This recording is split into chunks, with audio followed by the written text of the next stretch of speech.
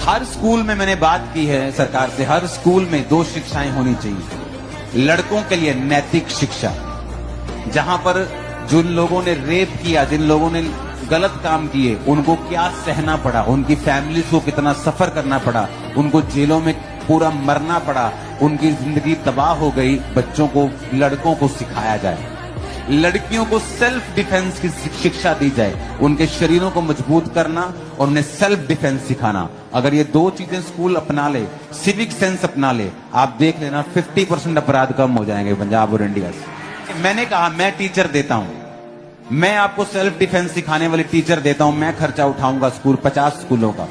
हम 50 स्कूलों से शुरुआत करते हैं कि परमेश्वर ऐसे काम करे कि हम अपने बच्चों के ऊपर, हमारे स्कूलों पे, हमारे सरकारी स्कूलों पे खासकर काम कर सकें। और जब बच्चे सुधर जाते हैं किसी देश की, जो वंश आने वाला सुधर जाता है।